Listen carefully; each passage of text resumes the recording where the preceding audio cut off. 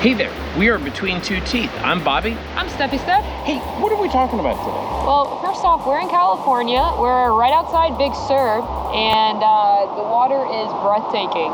It is absolutely awesome, and we were here about 1 year ago. A little over a year ago, talking about time. And we did a discussion on time. Yes. What have you learned in the last year about time and taking time off or being mindful of time?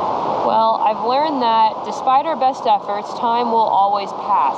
And no matter how upsetting that is or how aggravating you feel like you can't quite fit enough in, or maybe you're not doing enough with your time, it's still going. It's still moving forward. It does. It moves no matter what we do. Sometimes I get caught up in trying to make too much of my time, trying to be too efficient. We talked about that before.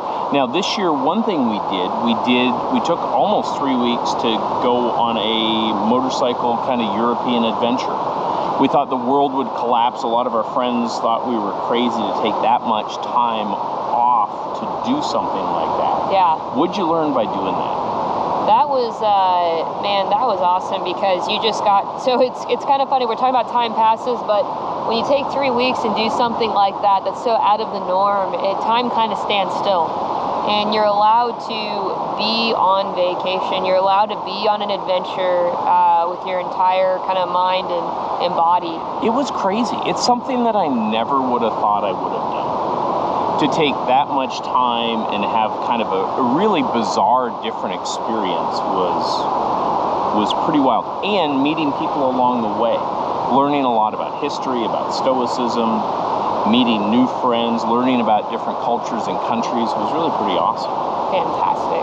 What else about time? You know, we talk about all the time how our time's valuable, and just kind of figuring out how you want to spend it and who you want to spend it with. Oh, I like that.